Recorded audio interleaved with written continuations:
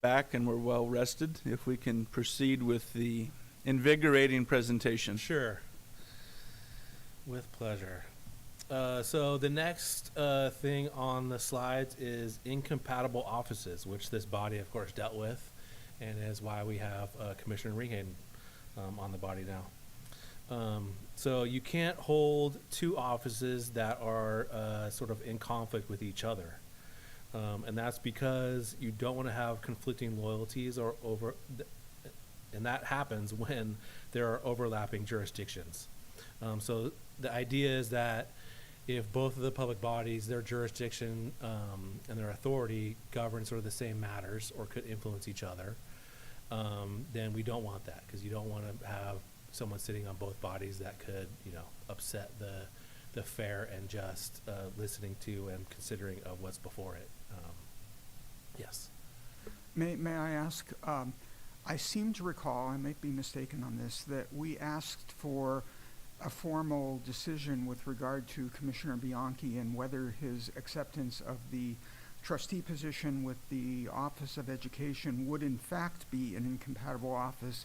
The feeling was that it would, and I'm by no means suggesting that he should be reinstated or anything like that. Yeah. I'm just wondering if we ever got a response on that, or if we ever formally asked. We did formally ask, Okay. and that was months ago. I'm not even sure October.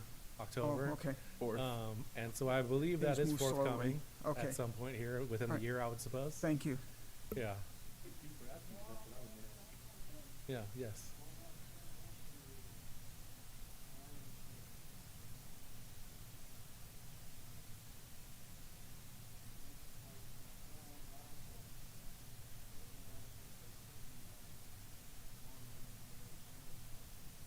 Uh-huh. Okay. I mean, was the LAFCO for this county? Okay. Well, then I think that makes sense. If Monterey is separate county, right? And so the LAFCO controls all three of his churches. The board he was on was 3. If it included this jurisdiction, then I think there was a question as to that. Yeah, I think there would be a potential incompatible office there. Yeah.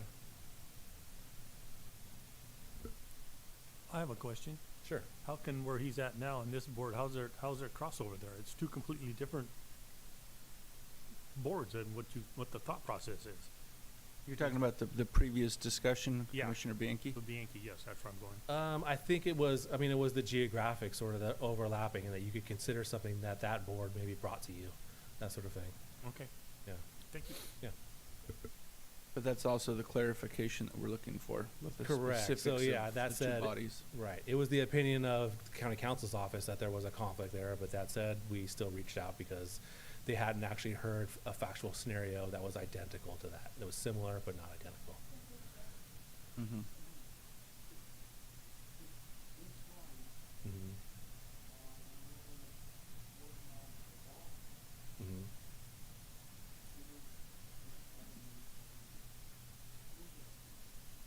Right. Right. Right, exactly. That's sort of the scenario that we were considering, and why we, as the county counsel's office, said that there was a potential conflict there, and that, yeah. And that sort of goes to what happened procedurally too, is the result is that you forfeit the first position.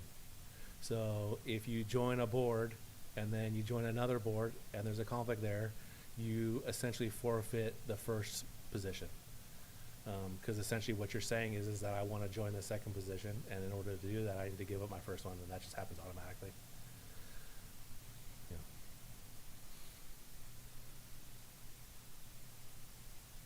Yeah. So key things to remember, you want to focus on the merits of decisions and providing a fair decision-making process.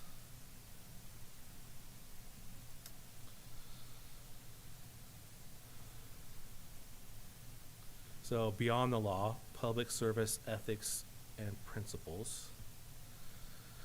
So ethics are essentially equivalent to your values. It's what you carry with you throughout your life, and hopefully you have these things, right? Hopefully you're doing these things on a daily basis, and When confronted with difficult questions, these are the things that you turn to. So there's 6 universal ethical values. I would say there may be more amongst these, but these are the ones that we have here. Are trustworthiness, loyalty, responsibility, the public's interest, I guess, is attached to the responsibility piece, respect, fairness, and compassion. And as I sort of spoke to before, I would think add thoughtfulness there. You want to really think about, and as a planning commission, you guys have shown that you will do the research and look at the stuff before you actually read the agendas and do that sort of hard work, so that when you come to the meeting that you're prepared and that you can make those sort of tough decisions. And I think that goes along with respect and fairness. Analyzing ethical dilemmas. There can be sometimes 2 competing right values, and there is often more than one right answer. And in that context, you still need to be able to make decisions in a fair and objective manner.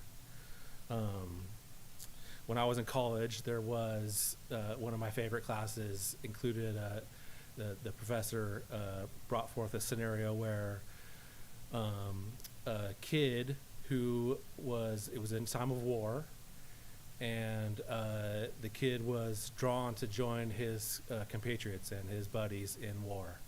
But he was the last remaining son, and the mother didn't have a spouse. And so he also had the competing interest of taking care of his mother. And so there are, in our lives, there can be 2 different competing values and no specific right answer. And I see that, things come before you as a body. There may not be a yes or no, this is the right way to do it, or this is not the right way. So amongst that and dealing with those things, you need to, of course, be able to analyze those things and come back to your values and see where you lay, after listening to all the evidence. Here's an example. Supporters want you to do something that you aren't sure is best for the public.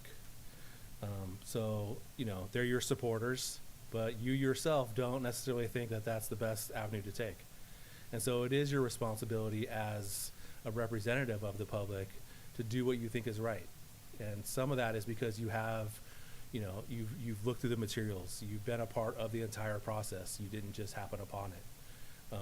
And so it's really incumbent upon the Planning Commission to make those sort of just decisions, even if supporters are vehemently, coming at you and saying this is what you should do. You want to be able to make neutral or just and fair decisions. And I'll just jump in on that, and that Yeah. more factual decisions than based on people's emotions, which is Right. difficult because a lot of projects are emotionally attached. Right. In regardless of somebody's emotions, it's not how we make decisions, or it's not how we should be making decisions as planning commissioners. That's right. It should be based upon facts.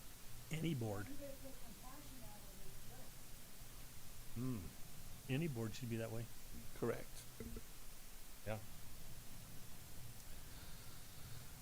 So right versus right dilemma, loyalty versus responsibility. So yes, loyalty is important, but responsibility is equally as important. And so you need to be able to balance those things and judge for yourselves as to which avenue to take.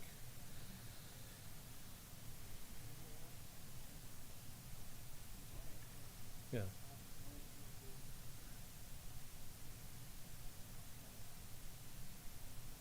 Right.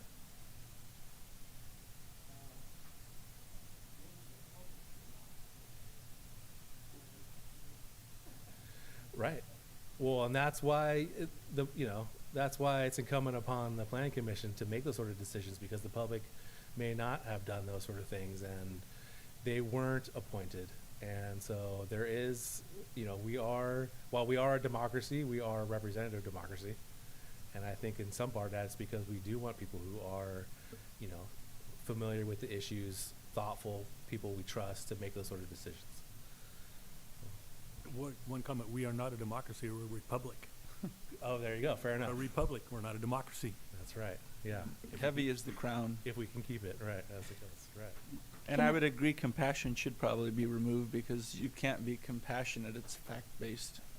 We might want to replace that with something Yeah, else yeah, for the right. future. Okay, I might revise that in the next iteration of this. In 2 years from now, you might see a different term there. So questions to ask. What values are at stake in a particular decision? What would you want to read about on the front page? And how do you want to remembered? How do you want to be remembered? And I think it goes to, as I've been harping on, is, the reputation of the body is really important. And so you want to have a good reputation in the community. You want people, when they come before the body, to really respect it. And when you make a decision, you want to come away from that with respect as well. And that is akin to, as an attorney, when you come before the court, you want to come away from that with knowing that the public respects those decisions. And so if you don't conduct yourself as you should as a court or as a public body, then you can harm that. And the public is less likely to be respectful of that. They're less likely to come before you for what they would think of as a just decision and may try to avoid coming to the planning commission, that sort of thing. So we want to make sure that sort of idea is always in the forefront of our mind. Yes.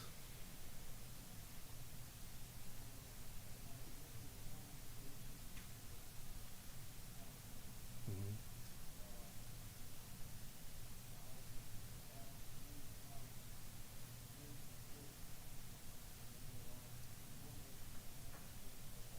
That's right.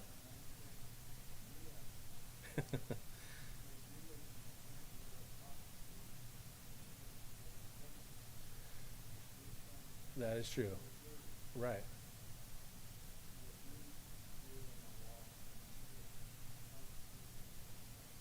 Right, but we're not the judges, right? So in that context, the planning commission is the judge, and they're the ones who are to be fair and impartial. The attorneys are to be zealous advocates for their client. Just as when an applicant comes before you and their representative comes to speak, they are to be a zealous advocate for their client, right? They're not speaking necessarily to be fair, and the commission needs to be cognizant of that the people coming before them are biased in that way, right? They're pushing for a certain position. And you want that from your attorney or from your representative. You want them to push for your position within the confines of the law, right?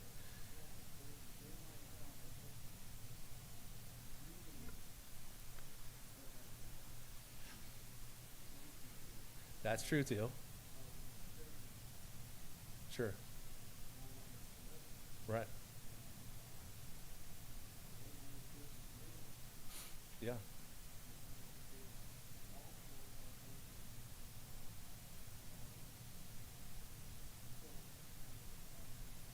They're potentially they're making code. That's true. Yeah.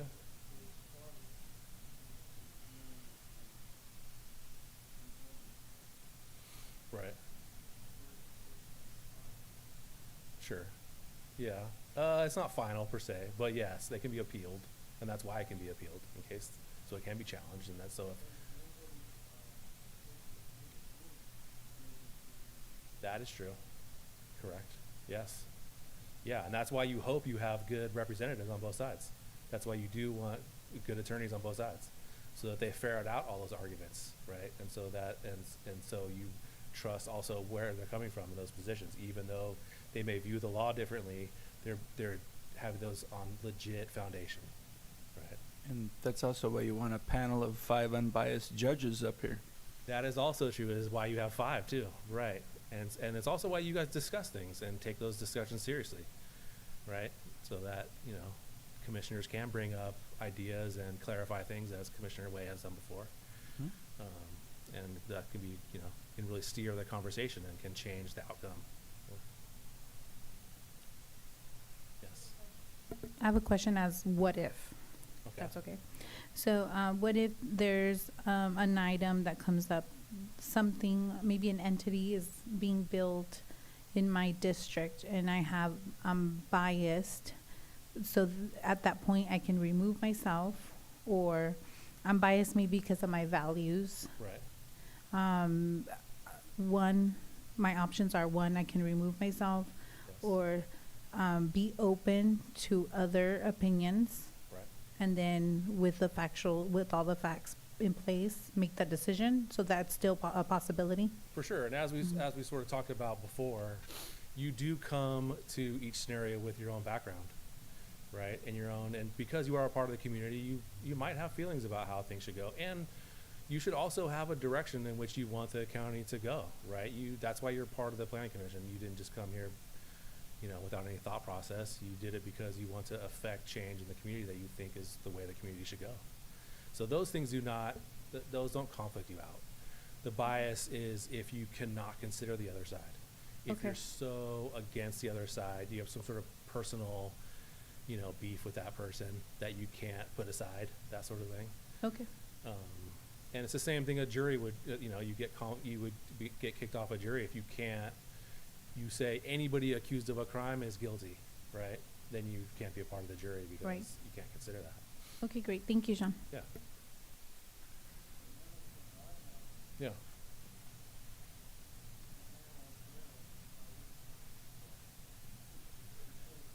It's tough, yeah.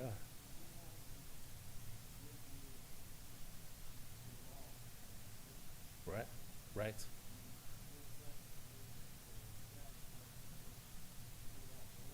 Right. That's right, yeah. Essentially, that's right. They can have some opinion, but essentially they're a scientist in that way. They're very fact-based. Look at the statute, look at the code. What does it say? This is where I think it lands, with respect to that. So they are experts in their fields, and so they can make quantitative and, decisions within that sort of realm. But I totally agree. Yeah, their opinion extends only so far. Yeah, it's limited to what the statute and the law say. Yeah.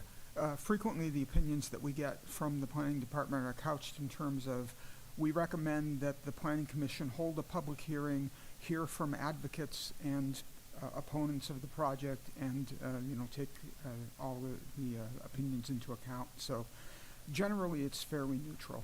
Right. Yeah. No, I think that's why that's set on each of those items too, because it's important that each one gets its own treatment and each one is being dealt with in that way. Yeah. I would just add that when it comes to policy, though, that's a different issue. The opinions are not asked. Correct. That is true. Yeah. Legislative decisions are the purview of the body, and those are different in that way. Yeah. Legislative decisions are legislative decisions, and as a legislative body, you have more power in that arena. I would say. If an opinion is asked, of course they can give their opinion, but they shouldn't. Personal belief shouldn't be changing policy or making policy, which we may or may not have had issues in the past. Yeah. Right. Right.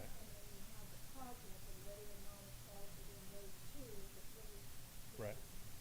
Right. Right. Yeah. No, the staff is very much tied to the code and what is allowed underneath that. Right. And if the commission is acting within those areas too, then they have some flexibility within that, as long as they're within the code and within those parameters. Yeah. I have a question. Yeah. If something goes to appeal, who advocates for the planning commission? Because it doesn't seem like that happens. And I think I've seen failures of process when there is nobody to advocate for why the planning commission made decisions. It goes to the board and there's silence. There's nobody defending our position, and it was troublesome. That is difficult, and just as they hear it de novo, right? So anew. Essentially, they're hearing it totally new. That's how that works. So I see where you're coming from, and I wonder if there is some mechanism or way to express that more clearly when an item does come to appeal, right? I think there is some, yeah.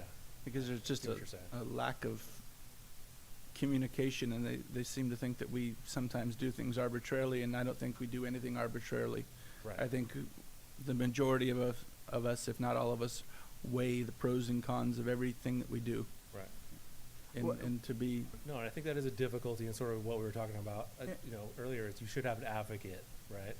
mhm. And of course, we have the opportunity to appear as private citizens before the Board of Supervisors during those hearings, but I'm not even sure what we could say in that regard, because we're not representing the Planning Mhm. Commission. If we're there as a private citizen, all we can do is express our opinions as citizens. That's, So, that's the problem. yeah. Right. That said, the staff should bring the item with the foundations that the planning commission made, and should feel free to express those and to give color to them if needed. Oh, so in other words, staff should stick up for us. They should, I wouldn't say stick up, but they should say, you made the decision based on X, Y, and Z, and this is why you did it. And even if those explanations aren't in the written record that's presented to the, as part of the appeal, staff can say, they were part of that meeting, and this is what was said. These are sort of the general positions that were, pushed, But and this is. In staff's defense, defense staff, I have heard them state in the meeting that the planning commission has voted, how we voted. And then that's about it. So, No. but I get where there is no advocacy, and due to the Brown Act, we are unable to communicate with the supervisors. So, would there, right, Les, Well, we, You can't individually, right? yeah. individual to all the other supervisors? Not to all of them. So I think that's what I'm saying, I'm trying to say though, that there should be a process where we should be Process. able to communicate to them as to our why. Right. I know that some of the supervisors have taken the opportunity to actually view the entirety of the particular portion of the planning commission meeting that pertained to the item that was being appealed. Don't know if that's the case for all or most of them. I do know that Colin has done that in the past. But yeah, that kind of puts the onus on them to do it, as opposed to us having some say, here, you Mhm. should look at this, Well, I would just be appreciative of a stronger defense of our actions, so that it's not viewed as in the public as an arbitrary decision of the planning commission. I think we think things out. We don't just act based on emotion or snap judgment. I'm just trying to defend the planning commission as a body against things that I don't think are appropriate that are said in the public. Yeah. But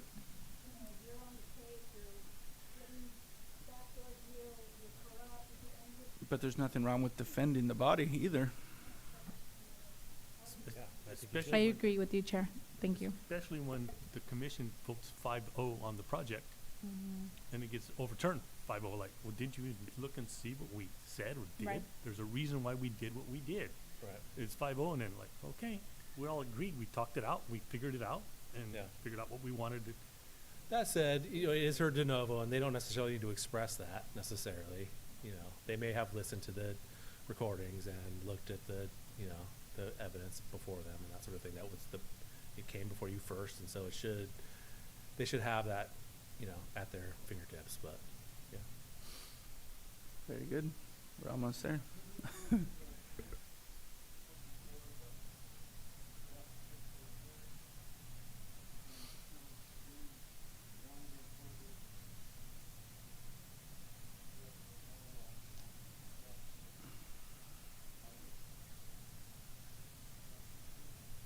I'm not sure if they can. Yeah, I'm not.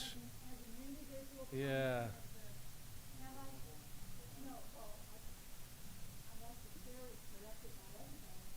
Right.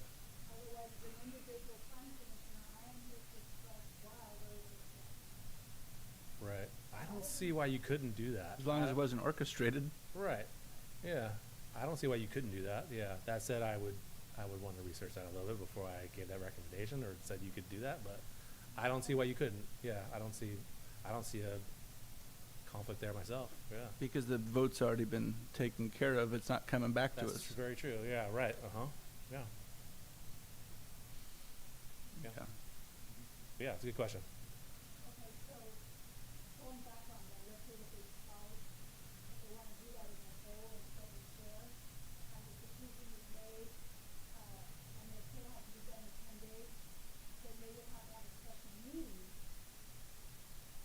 theoretically, you're right. If they wanted to act as a body, they would. That's true.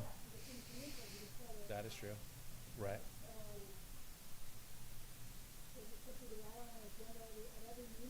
Yeah, right. Well, Yeah, I don't think that's how you want to I think that- facilitate it, but that's a good question, yeah. the procedure, the transaction, whatever it's called, the procedures for the transaction of business could be changed to allow the chair to basically have that power. The commission Should could look at choose that. to authorize the Yeah. chair, I would think, to represent the body if need be.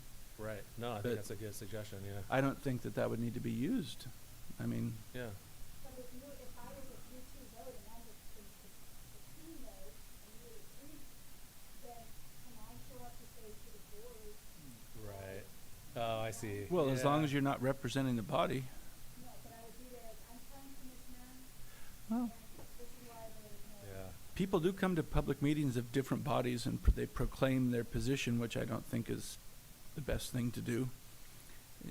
I was told that the ethics training I took in 2018 or whenever that was, when I got on this wonderful commission, was that if you go to a public meeting of another body, you don't say, well, I'm so-and-so, but I'm not here in that realm. Well, you just don't say it. You just say you're Joe Q. Public and this is Right. what you want to say, that you don't Right. announce your position and then say, I'm not coming from that position, because that defeats the purpose. Right.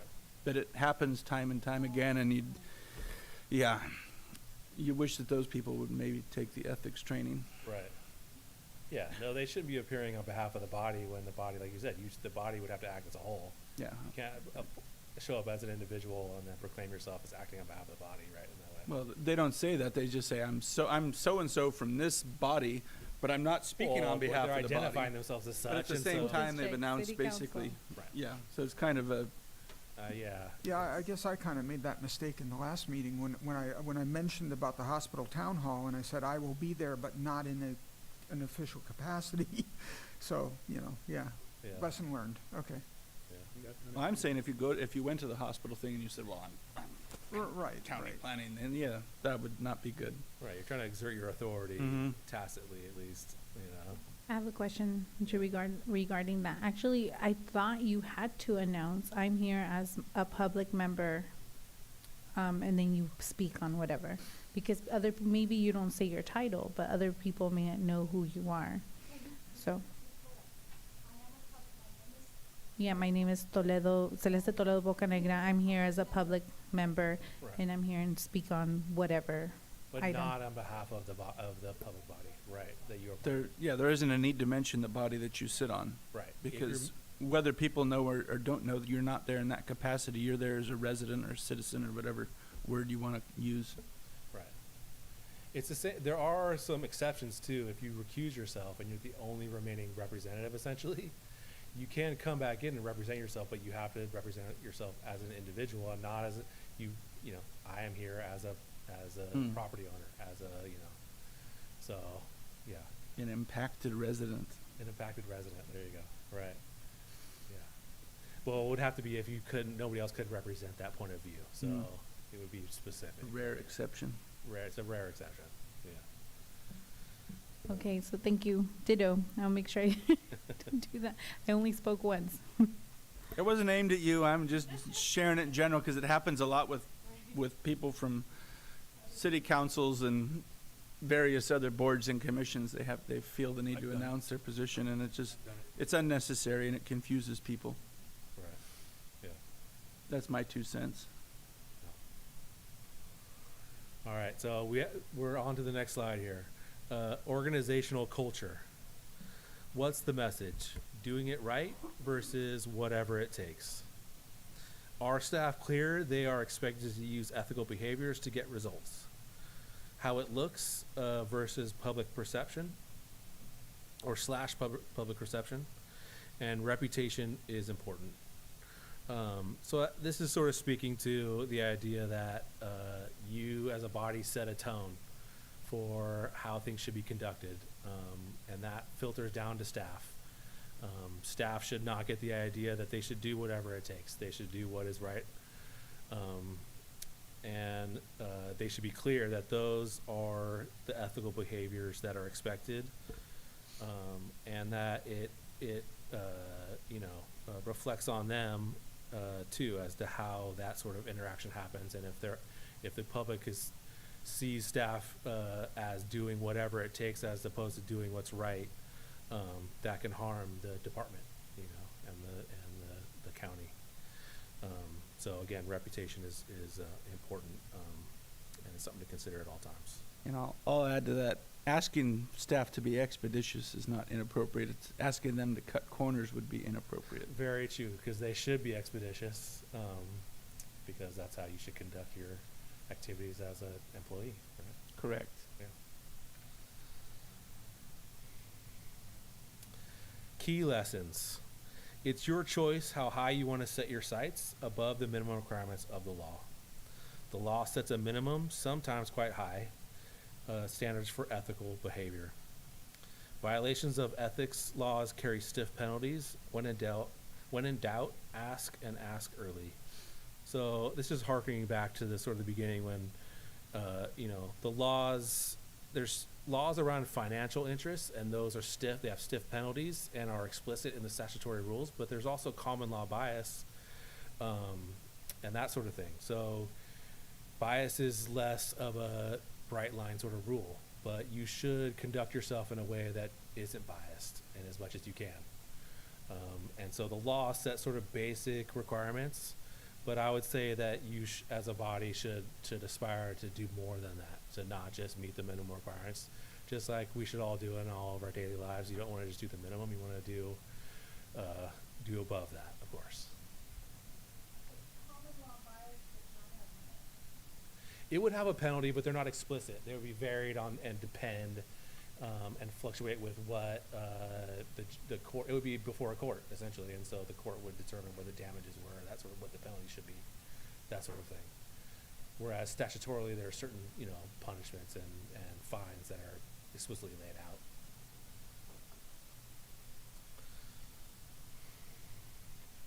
out. So with respect to this training, even though it's not over and we're free to discuss, and if you have more questions, we're free to hear those and to discuss those. You should sign in. I believe there's a form to sign. And it's it's a proof of participation certificate, or maybe you get one of those later. I'm not quite sure.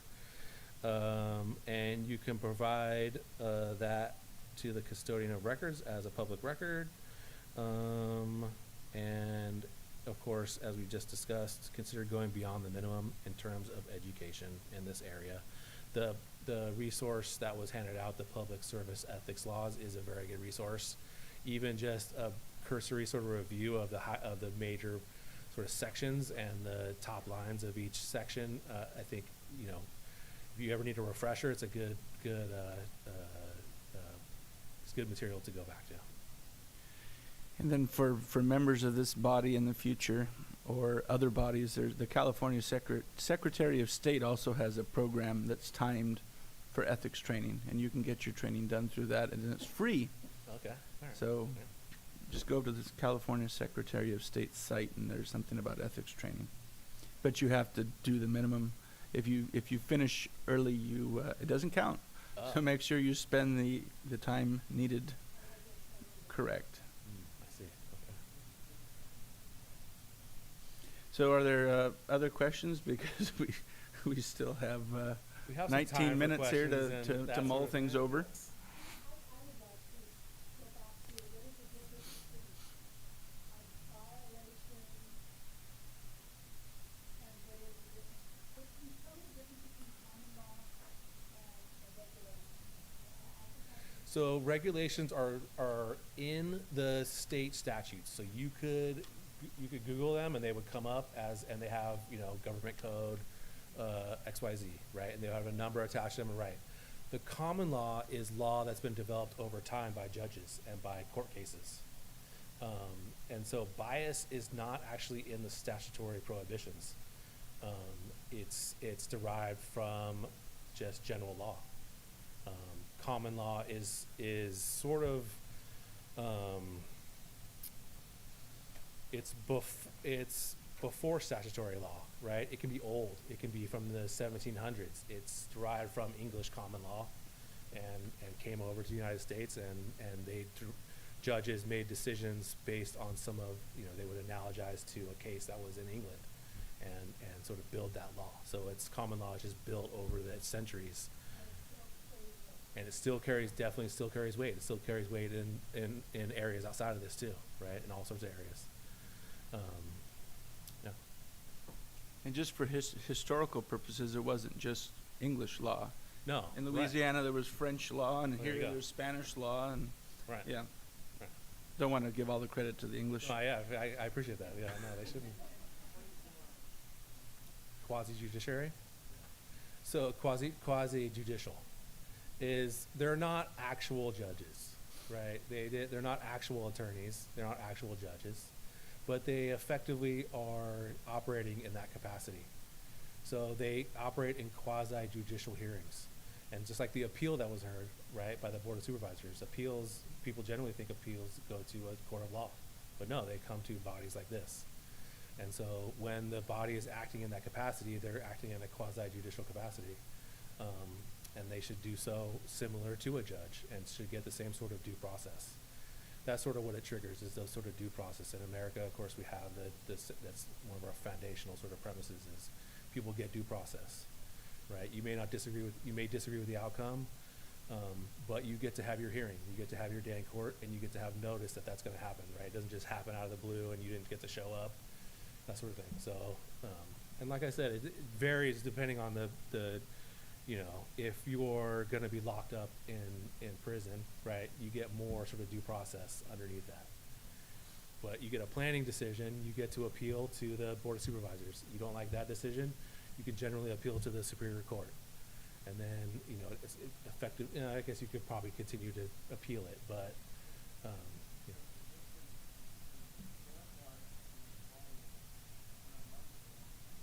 yeah.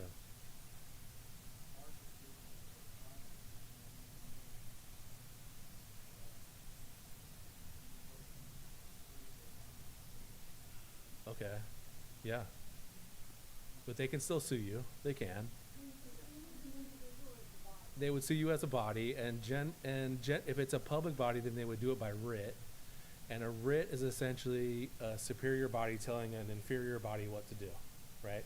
And so if somebody disagreed, if somebody said you're not following your own code, county, right? Then they can take a writ to the Superior Court. Superior Court will look at that and they'll say, okay, yeah, you either are following your own code or you're not. And if you're not, then they issue an order and say you must do X, Y, and Z because this is what your code makes you. You have to do that under the code. So they would remand it back to the body that made the error. They would Is that- probably remand it, yeah, and say you have to make this decision based. You have to make a decision in this sort of area, right? And you would reassess it. And Right? the Planning Commission also takes appeals, although I've never heard of it. We Do take they? Okay. from the director. Oh, The that's director's right. Yeah, very true. decisions can Right. be appealed to the Planning Commission, Right. but it probably hasn't happened. Not too many, but yeah, there are some. Right. If it's some decision that is within the purview of the department, and so there's allowances for that, right? So Yeah. appeal to this body to Typically review. for administrative permit reviews, we There you go. normally put that language at the very bottom. Anybody that's aggrieved with a decision can appeal it to the planning commission. Yeah. We just don't get to wear the black robes and the, Don't get a and the- robe, and but the you powdered do- wigs. You do sit up on in an elevated position, and I think that's intentional, and you get your plaques and your well, there you go. And the gavel. And the gavel, that's right. No, unfortunately, no. We have 14 minutes. Do we, okay, yeah, sure.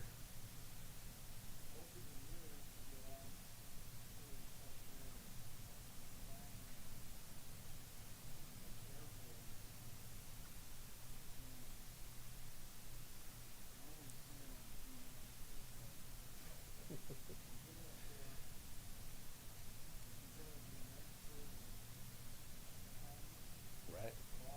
Right. Right.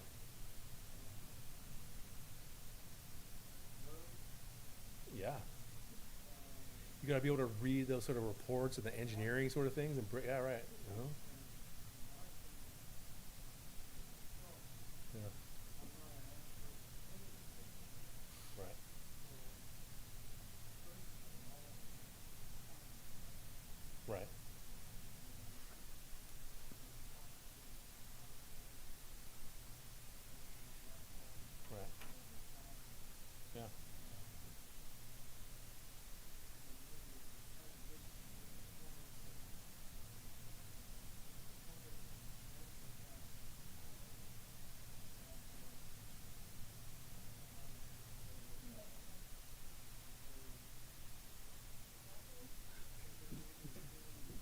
happen, yeah. Right.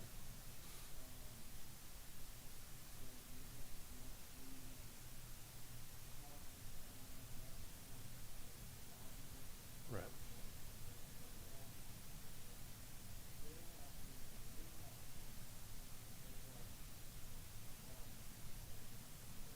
Right.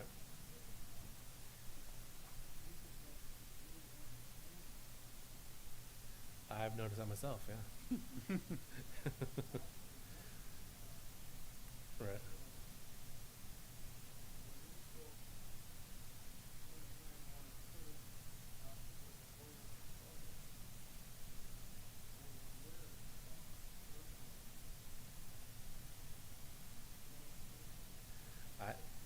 Yeah, I think it depends on the issue, and yeah, but I think you're right that, as we were sort of talking about before, we're a republic for a reason, and so I think there is the idea that we do want people who are focused on these things and that we really trust to make these sort of decisions and not just leave all decisions to the public.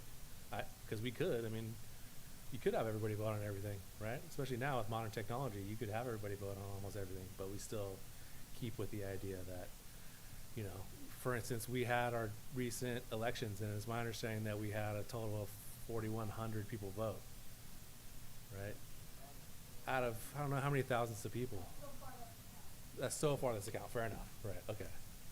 So let's say we double it though. It gets to 10,000. No, there's, yeah, Okay, 60,000. yeah, because there's still close to That's 9,000 better. outstanding. All right, good. I feel better about that. It's just a small percentage. That's still pretty sad. It's still pretty disheartening. So when- how can you be informed to make the decision Right. what's going on up here if you can't take a minute to go vote? Right. Right.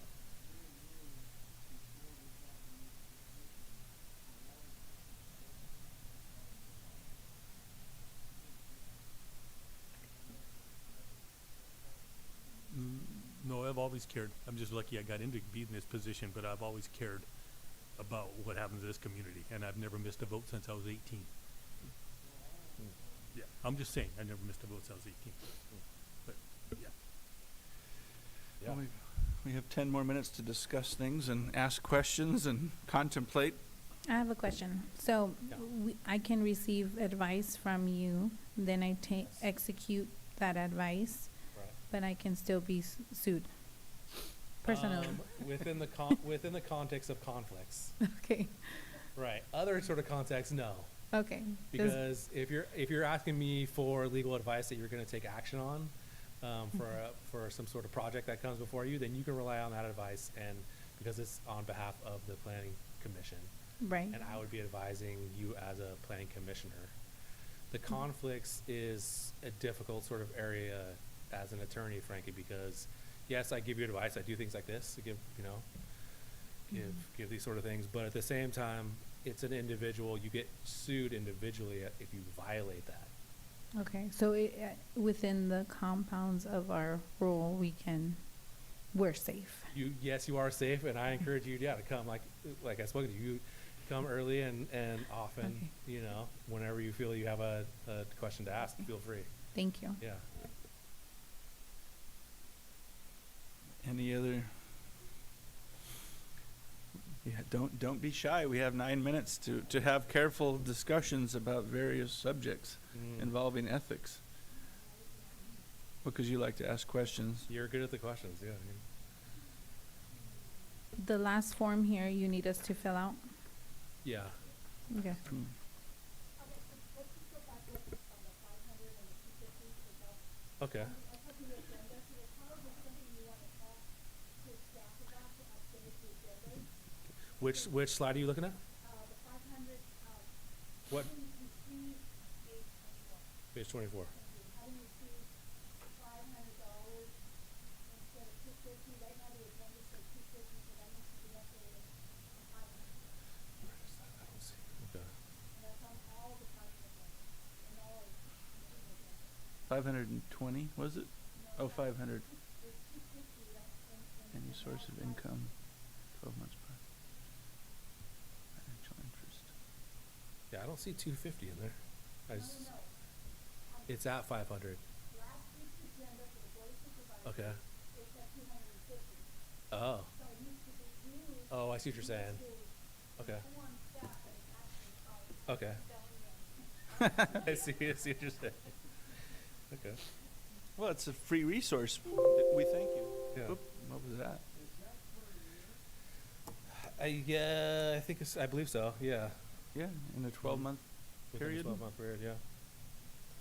It's not a calendar year. It's 12 months prior to your vote. You receive, if you run for office, you receive $500 campaign donation. Right. You cannot put Secretary Powell Right. make a decision on that. Right. Within the process. Right. Right. Yes. Because I would say one other thing we could talk about is, so you, as the chair, you are in charge of the decorum of the room. And you can, if people are getting out of hand and upsetting the meeting, you can give them a warning.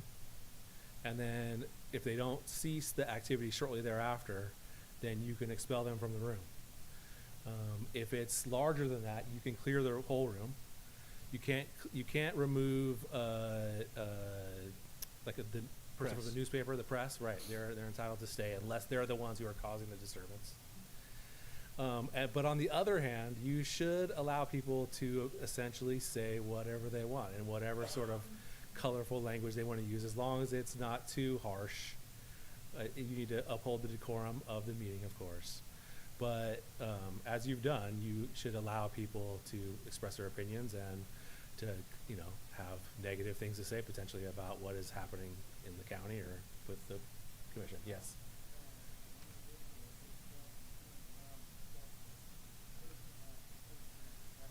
You should definitely stop that. Any sort of threats are instantly should be cleared, should be dealt with.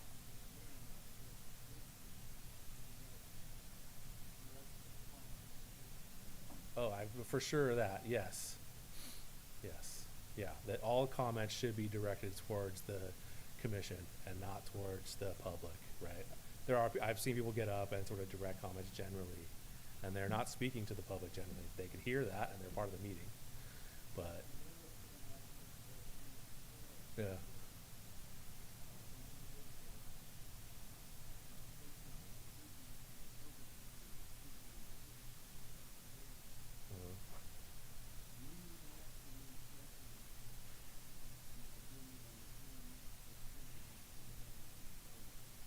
No, generally, yeah. Right. Right. When we've had some smaller meetings like this one, right, there can be some back and forth, and the chair is free to do that. But generally, yeah, you don't want to engage with the speaker at the podium. You want to give them their 3 minutes and then move to the next.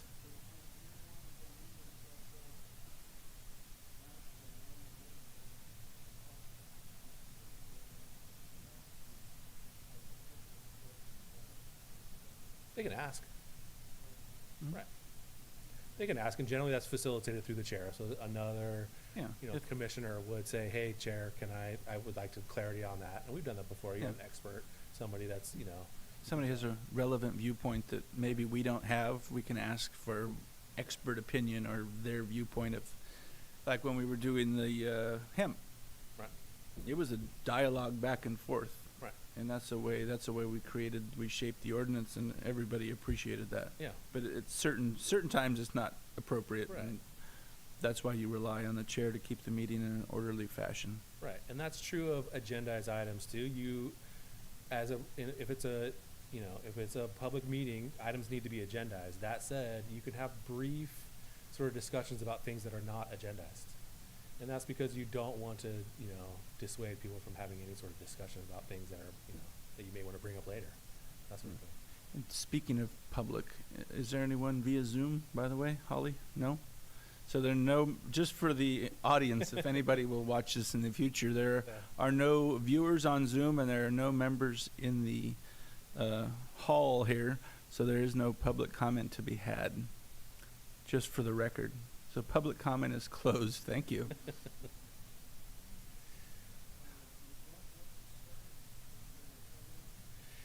Not necessary for every training, and trainings, I don't know, need to be part of a public meeting necessarily, because it's not within the jurisdiction of the body to make a decision respective to the training, right?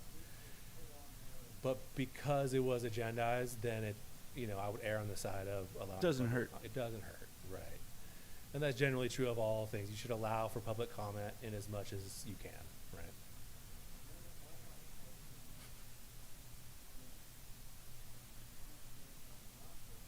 Yeah.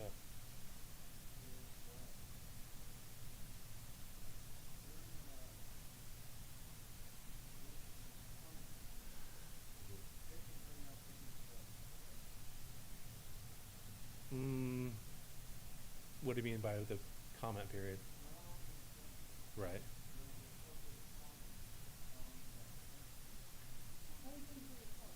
Anything to report they can.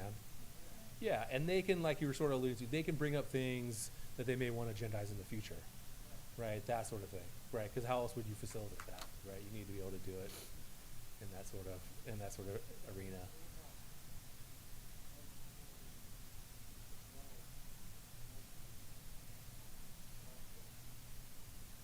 Oh, for sure. Yeah, you can share those sort of things. Right. Yeah. I think so. Right. Yeah, it would probably be applicable to something they were hearing, I would think. That's why they were educating them about it. But if there were general rules about how to conduct a meeting and that sort of thing, they can always bring those sort of things up. Yeah. Uh-huh.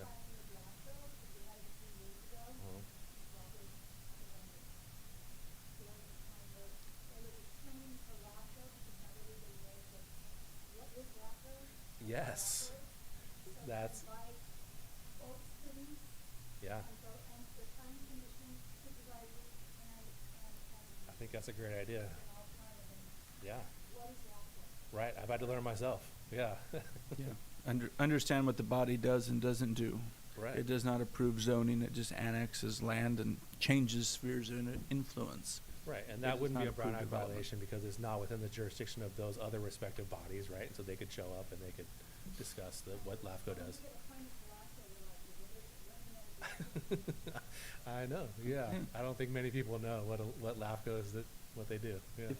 Yep. If there are no further questions, is there a motion to adjourn? I make a motion, we adjourn. Is there a second?